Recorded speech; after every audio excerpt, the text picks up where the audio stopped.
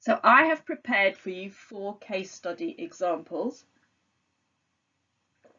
You will have others that you can access in Levinson's book, and you'll think this will inspire you. I suggest to think of your own examples.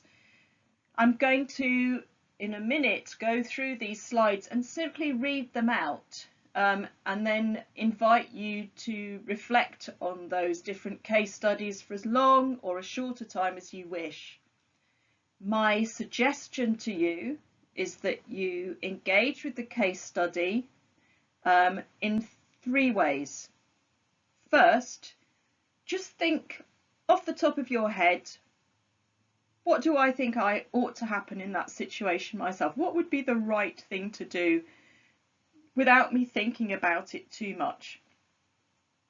Second, think about it more. Do think about it quite a bit. And think about the theories that you've studied. Think how they might apply.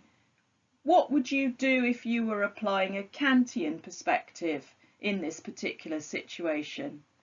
What might a consequentialist approach be like? If you were thinking about it from the perspective of virtue ethics, what would the implications of that theoretical framing be?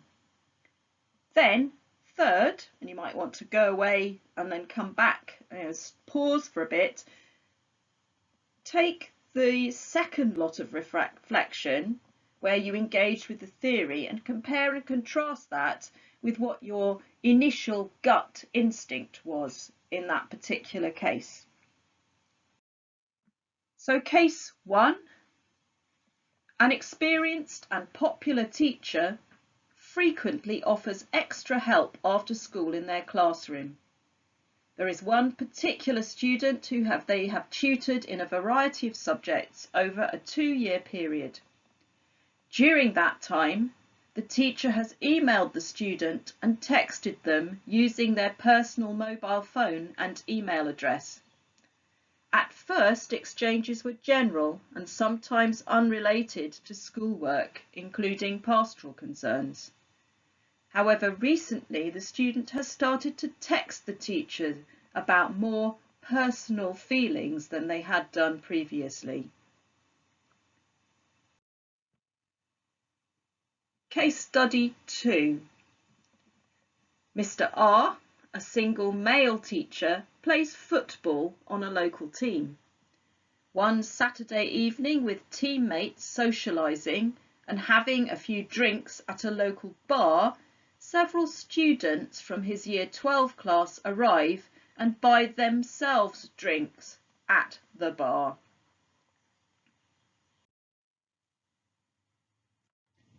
Case study 3.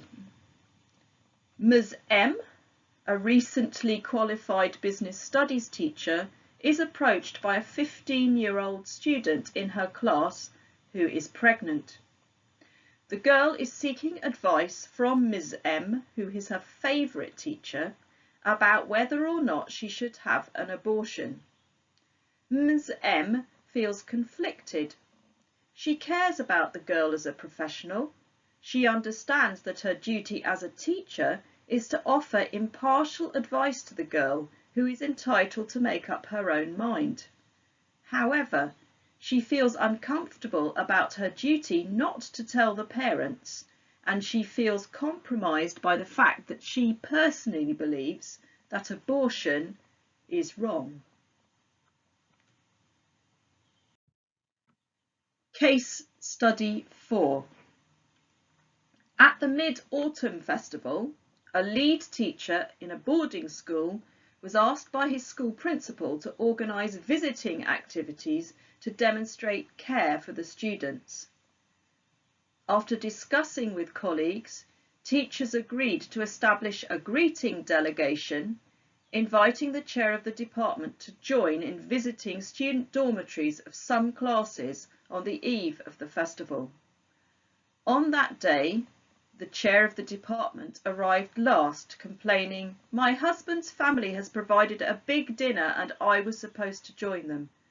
She was annoyed and her face burned with anger.